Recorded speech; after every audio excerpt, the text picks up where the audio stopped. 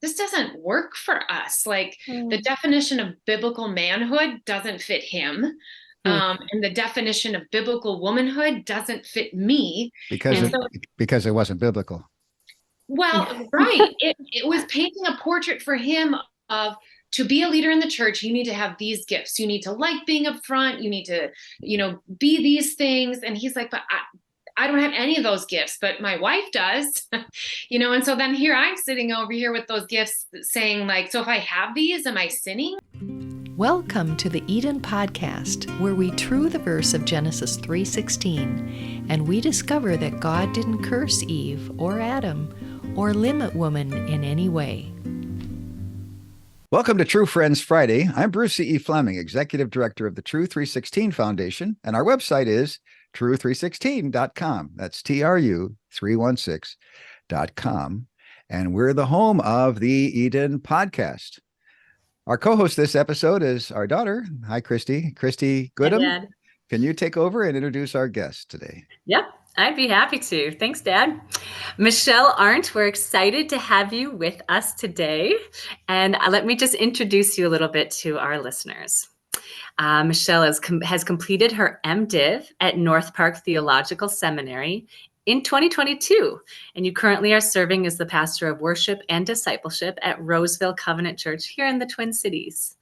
You previously planted a church in the Evangelical Covenant denomination, and you've also served with InterVarsity Christian Fellowship for 8 years. That's cool. Michele, you and your husband, Jason, have been married for 26 years and are enjoying life as empty nesters. I can only imagine. Michele enjoys reading, preaching, music, and writing, along with newer hobbies like yoga and tap dancing. Tap dancing, that's a fun one. Tap dancing, yes. I gotta say, yeah, I've done a lot of different kinds of dancing in my life, but I've never done tap or thought about doing it as an adult, learning it. So that's fun. Michele, I would say you are characterized by longing for the church to bring the kingdom to our world in ways that sound like good news. Yeah. I love that. I love that way of wording it and putting it that way. So I'm excited to hear a little bit of your story. Tell us your faith story, how you came to meet Jesus. Yeah. Well, I mean, it's going to sound a little generic to begin with. Like, I grew up in the church. A lot of conversion stories do start that way. But, my parents, when they got married, my dad was not following Jesus. He was kind of a Catholic dropout. In fact, he was in seminary studying to be a priest when he met my mom.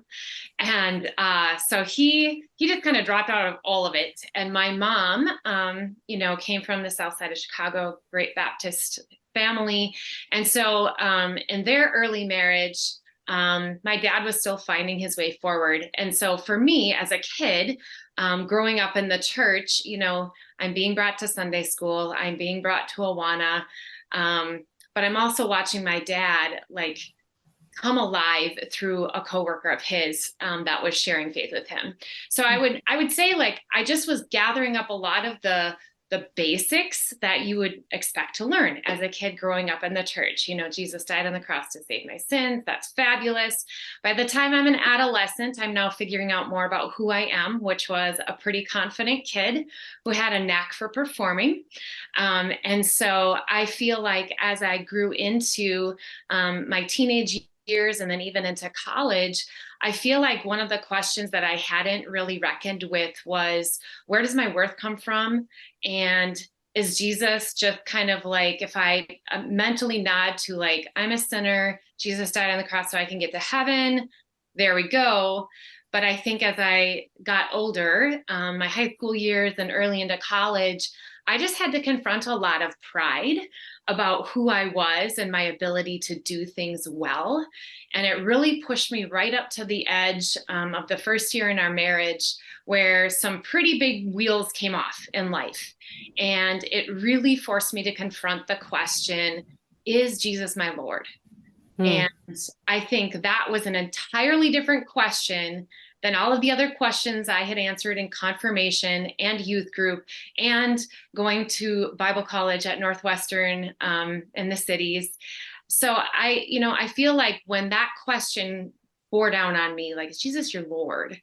that sent me on an entirely different trajectory of pursuing Christ in my life. And I feel like that's when my spirit came alive. Jesus stopped being like a math exercise where I could fill in the blanks and get the answer right most of the time. Wow. It really was more about experiencing the love of Christ and realizing I needed it. So That's beautiful. I love that. So I'm interested in the college work that you did. You were in Wisconsin with all the pagans over there, and yeah, over here on the wild side of the river, let me tell you. So a lot of our listeners they don't know the Twin Cities area, but there's a nice rivalry between Wisconsin and Minnesota, and you're on the wild side. But you did InterVarsity work. How did you go from the south side of Chicago? When I was raised, I was in Harvey and Park Forest and knew some of those areas. How did you get over to, was it Madison, or where did you, Eau Claire? Where did you end up?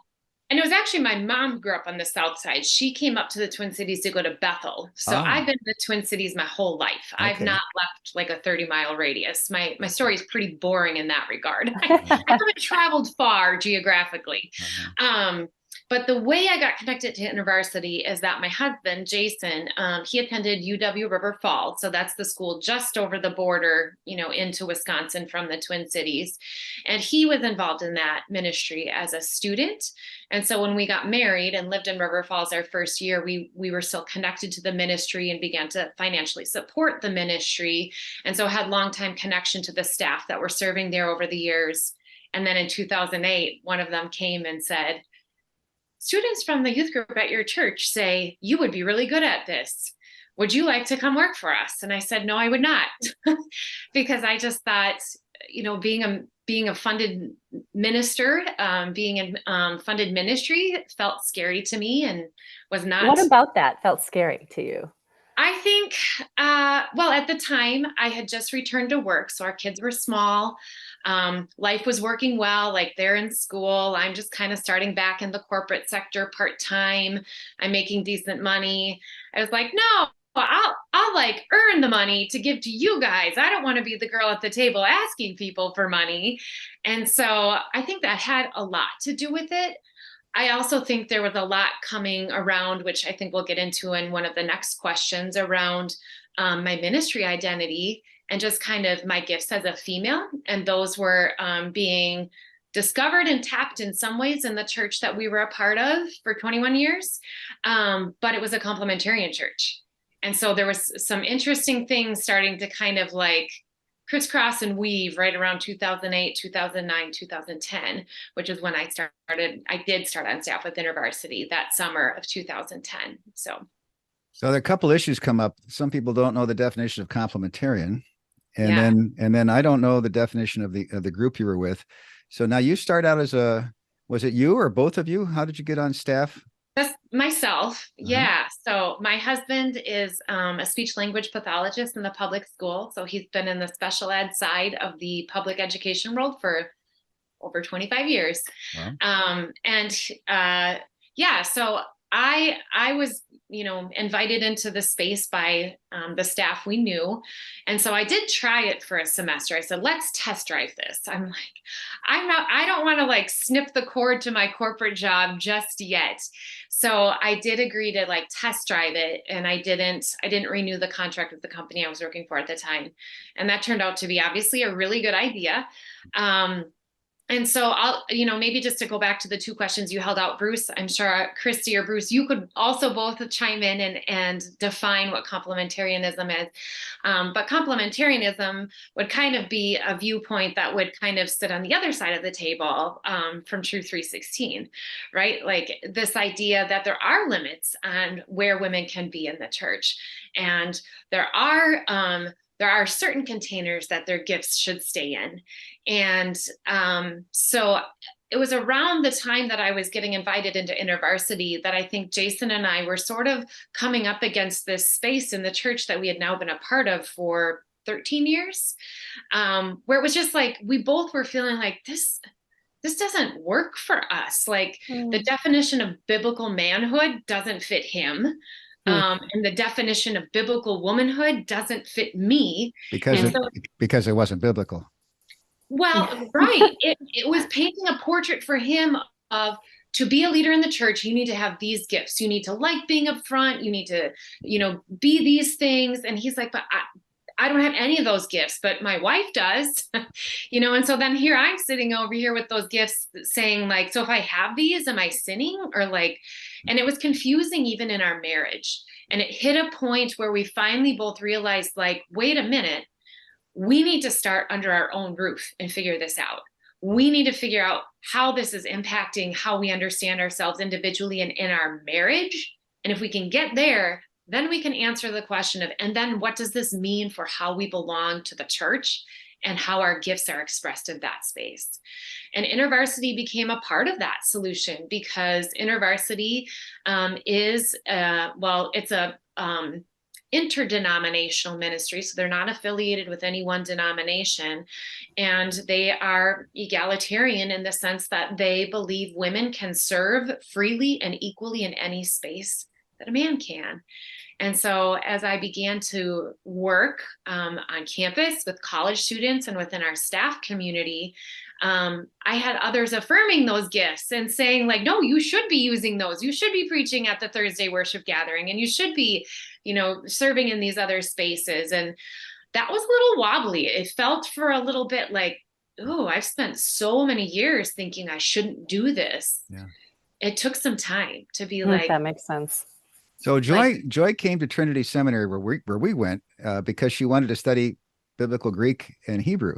Yeah. And while she was there, they said, well, you should enroll in a degree program. And she said, I don't really care to.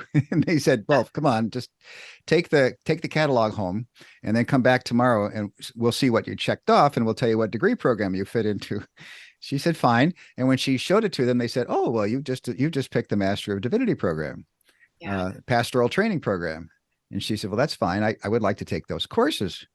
And part of the training at that time, I already had been accepted to be a free church missionary to French-speaking Africa. And part of her training was she had to be involved working in a church. And we ended up working together, planting a church in Carpentersville, Illinois together. And she got up and preached on Romans 12, 1 and 2, one of the Sundays. And a lady we didn't know very well, she came up afterwards and she said, my son just preached on that same passage 2 weeks ago, and he did a good job, but I like the way you did it.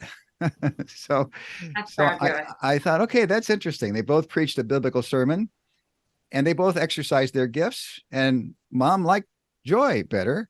And I'm sure she got along with her son just fine after that. So now you're finding your spiritual gifts. And I brought that up because we were church planters and you've been a church planter. Yeah. So how did that work out for you? Yeah. So, alongside of the InterVarsity piece, we also, because of living in the community where we've lived for 22 years, our kids are now in elementary school. We're getting to know families in the schools. We started some Bible studies. The year that my daughter started kindergarten, another mom who I had known because her older daughter and our son had already gone through school together. She kind of we walked out of school the first morning of dropping off at kindergarten. She said, I feel like we should start a Bible study with like some parents in the school, the public school. And she's like, but you know a lot about the Bible. She's like, I don't know enough about like leading in the Bible. I was like, yeah, but you know a lot of people because you've been here longer than me. And so we started that. And that honestly became the seedbed for what became our church plant. Oh. By the time we were, kind of, let's see, like 2015-ish, we'll put that timestamp on it. Those Bible studies have been going for about 4 or 5 years. It started with like 6 or 7 moms. By the third year, we had like over 25 moms. And then my husband started one for some of the dads and the men. And so it was just like real grassroots, real homegrown, like literally parents and teachers in this public school. And we live in the corner of our community that butts right up against Stillwater, Minnesota, which is the birthplace of Minnesota. It used to be a little lift bridge, a real pain in the butt to get up town or to go across the river. Well, they finally built this new bridge to come through to connect the two sides. And so there started to be conversation like, well, when that bridge comes through, our little rural end of town is going to grow. And there's only one little barely hanging on Lutheran church here. Maybe you should start a church. That was the conversation around my 40th birthday. And I was like, well, maybe we should do that. And so that's kind of, where the conversation began. And then around that same time, I reconnected with one of the pastors I had grown up with in the Covenant Church. He heard me preach on a recording from an InterVarsity student conference. And he called me. I hadn't talked to him in years. And he said, you can preach, and I want you to come preach in my church this summer. And I had never preached in a church. It was summer of 2016. And so drove over to the Far West Metro, preached in his church. Good. And maybe a little similar to your story, Bruce, like after church, people are like, well, you must do this a lot. And I was like, no, this is my first time preaching in a church. And so after that Sunday, he said, let me put you in touch with the church planning director for our denomination. Just humor me. Let's go grab lunch, and the three of us will sit down and let's talk about it. Good. And so now we not only had a group of people that were talking about wanting a church in our community, but we also had a pathway to do it. Wow. And so that's kind of how that all came together. So then tell me, where in this process did you get your MDiv? Yeah, so because of exploring the path to church plant in the Evangelical Covenant, we were assessed first, which, church planters assessments, most denominations have a pretty rigorous process. The Evangelical Covenant is no different. It's a 3-day, very intensive assessment. And so after we got the green light on that, I was like, well, I need to enroll in seminary. It was always in the back of my mind. And even through my InterVarsity days, colleagues that were doing it and like, come on, do seminary with us. I'm like, it's not a hobby and I can't just throw away time and money for no reason. And so now I had a good reason. Like I've always said, if you're going to be a doctor, you should go to medical school. If you're going to be a pastor, you should go to seminary. And so I started seminary in fall of 2017, which ended up being my last full year on campus, 2017 into 2018. So that was like the overlap year. I was doing seminary, finishing campus, and beginning to actually build a team of people that we would launch this church with, which we started to do in fall of 2018. So what was your first sermon on? First sermon, we did a sampler service, fall of 2018. Yeah. And I think I called it Why the Church? Like, people have so many ideas about what the church is and what it isn't. And, obviously, as we look at the landscape of Christianity and American soil in the last 8, 9, 10 years, I think that's a question that just has continued to gain momentum and is still very alive in the room. And I just thought, like, people are probably like, well, why start another church, or why would this one be different, or what would the conversation be that I might be expected to hear in this room? And so we wanted to do a sampler service that fall as school was starting for people to know, like, this is how we see church. This is what it is, and this is how we're going to embody it. So that's great. Now, people often learn through example, and the reason we want to do on the Eden podcast is I think you're a good example for people to follow. Mm-hmm. But I'm also curious, do you have a true 316 story? What do you think about what Joy discovered in the Garden of Eden, and et cetera? And do you think that's helpful? Yeah, I definitely have a true 316 story. And I think it kind of overlaps with, where I just brought us to the edge of my story, and stepping into a full-time church planting role solo, right? As a female. And I do think that as I said, it took time for me to really like come to this place and be like, not only is this okay, but now I see God's calling me to it, and to not do it would be sinful, right? To tell God, like, one of my mentors from North Park, her husband married us. I remember her sitting me down and saying, so you've spent this many years in your life thinking and being led to believe that you can't do this. And she said, so what are you going to say, Michele, when you get to heaven someday and God says, why didn't you use the gifts I gave you? And you would have to say, because a bunch of men told me I couldn't. She said, what are you going to do? And I was like, ooh. So, and not that I don't think I don't think responding to questions like that in a like, well then ladies, let's take up arms. Like I am not the way to dismantle the patriarchy is to build a matriarchy. That is not how I see this. There is mutuality in this. And so there were a number of other spaces that I think became hugely formative to me, seminary being one of them. My seminary community, my professors, the materials you're studying, the books you're reading, the conversations you're having, it just all added layers of like, yes, yes, yes. I have also participated in the Gravity Leadership Community. I don't know if either of you are familiar with that learning community. Matt Tebby and Ben Sternke are two guys who I think are doing some of the best work I've seen in shaping us to have the gospel sound like good news, right? The kingdom sound like good news. And so they also have had a big hand in kind of how I've stepped into that understanding. And then more recently, getting connected with CBE, with Mimi Haddad. I submitted a paper at the end of seminary at the encouragement of one of my profs. He's like, you should enter this writing contest. And I was like, okay. So I threw a paper in and was chosen as one of the academic winners a year ago, August. So was flown down to the CBE conference. And that was my first time attending that space and another space where it's like, okay, there is a lot of evidence here, not just evidence for, but actual practice to say, do you see how the church grows? Like mm-hmm. the gifts are given for the building up of the body. Mm-hmm. That's what the word says. Right. So let's do that. Yeah. When we came back from Africa, they had just started. They just organized as a group, and they were having a conference in Bethel, and they asked Joy to be one of the speakers to talk about her doctoral dissertation on Genesis 2 and 3. And afterwards they came to her and they said,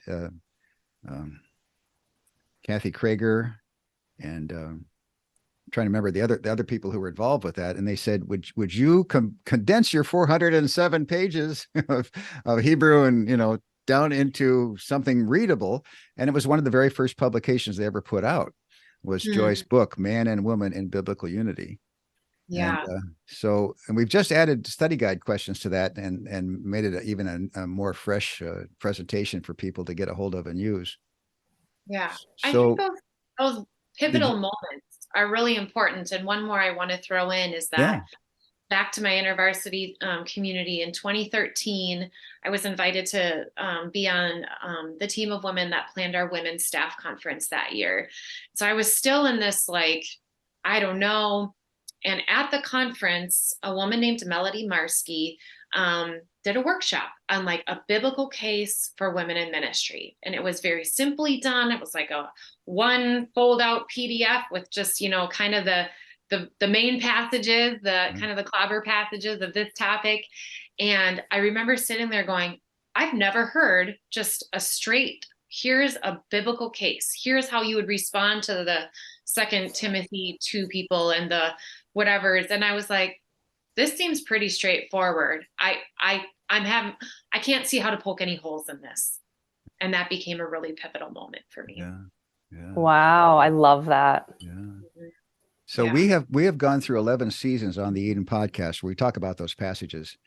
But in season 12, where we're now, we're doing interviews with you and others just because we want to get the word out and say, look, we want to show you examples of what this teaching means in real life.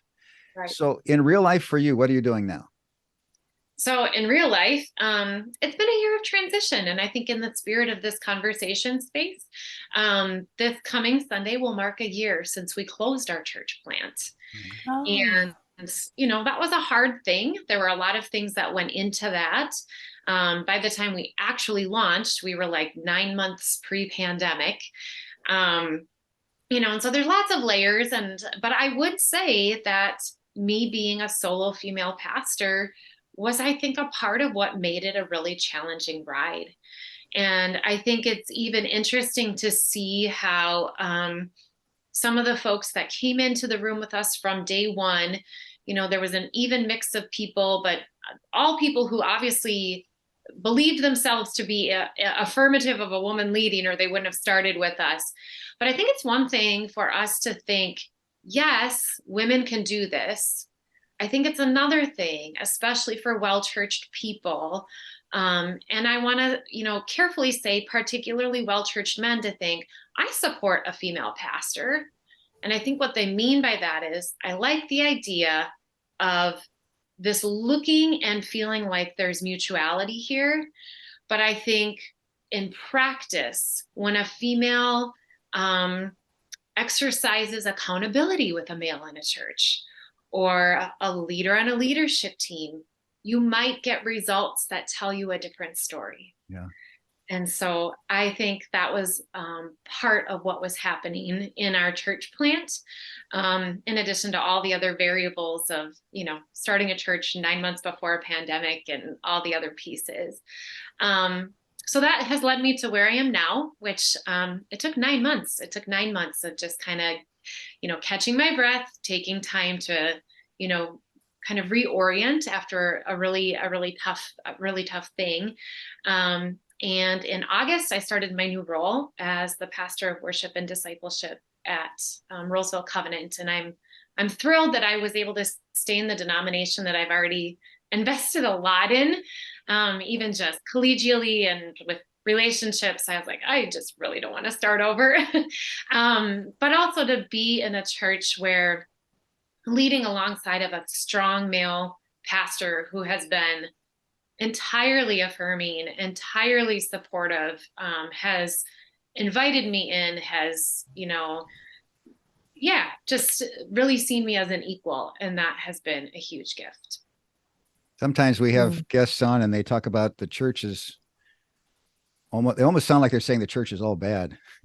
And you haven't had all bad experiences. I want to call that out. I want to say, look, there are good experiences. Yeah. And I think it's biblical too. So the more we live according to the teaching of the scripture, the more we can live out good things. And some people have just gotten off the track and we're applying the scripture, but sometimes they're applying the wrong ideas. And so we're out here to help them out. Now, this whole ministry we're doing just started out with saying, look at what we found. Look what happened in Genesis 2 and 3. And it wasn't quite clear. So, hey, look, rejoice with us. Here's the scripture. But what I found is all kinds of people are saying, well, you know what that means?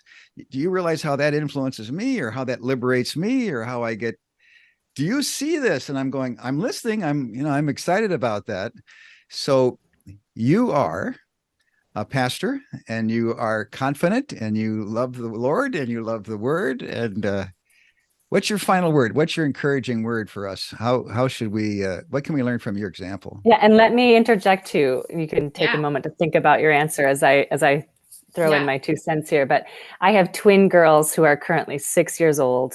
And in the last 6 months, one of my girls has asked me 2 different times, about a month apart, on a Sunday morning during the church service while sitting beside me. And our pastor, who is a man, has been up there leading the service. Mom, can girls be pastors? And it's begun to slowly sink in for me that it's not enough to just tell a kid yes. If they don't see it, it's not the same.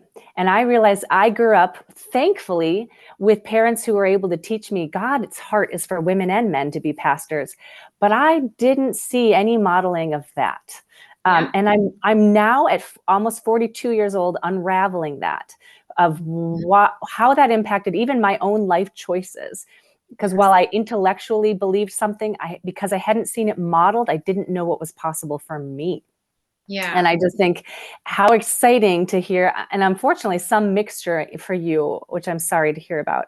But I'm also thankful that you had a run at that as a senior leader, that you're finding a healthy, thriving place as a discipleship pastor, but still pastoring.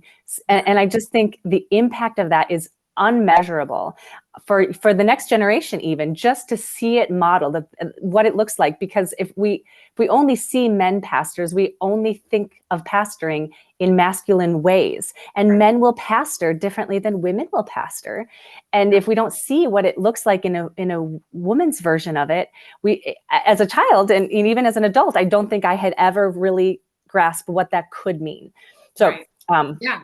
Well, and I think that's a perfect segue to just how I would answer Bruce, what closing thoughts, even as I think back to, the almost 5 years of planting the church, my goal always was to like, as soon as we can, I want to hire a male pastor to pastor with me. And we had a point 2 years ago where that was on the table. And I really thought we were gonna make good on that. And the timing just wasn't right to, kind of put the right person in the seat. And it just never came to fruition. Yet, I think out of that, that disappointment, maybe I'll call it, I think it only sought to reinforce to me, which it's become even more apparent now that I'm in this role, kind of what you're saying, Christy. When we can hold out models of men and women leading mutually side by side, without contention, without any sense of power grabbing, with just all manner of mutual sharing, I think this is back to the garden, right? And Bruce, I should have added, when we finally started doing more rhythmic services, I did start in Genesis. We preached through the whole book of Genesis, those first 9 months. And I did that for a lot of reasons. But I think this is what I want us to see. And this kind of mutuality, like this is not just about winning a gender game in the church. It's about how we understand power and who gets it or who doesn't. And so I think if we can preserve what God intended in the beginning in mutuality between men and women in the church, I think it's going to get us a lot farther in all of the other places and spaces where the church is still having to reckon with using power badly. And so for me, there's more at stake than just, yay, women can pastor now too. Let's make sure we're painting a picture that helps us see how Jesus used power and do the same. Well, thank you, Mic Michele. drop. Yeah, thank you very much. You've been listening to Pastor Michele Arndt, and youth worker and college worker and neighbor. So we're grateful for everything that you've been doing and you're continuing to do. May the Holy Spirit continue to bless your ministry and bless us all as we think back and look at what you are exemplifying for us as one of our models. Thank you so much. This is the Eden Podcast. We're brought to you by the True 316 Foundation. True 316 Foundation is the home of the Eden Podcast. Join us for $3.16 a month or more. Let's true the verses on the key passages on women and men. Go to true316.com/partner.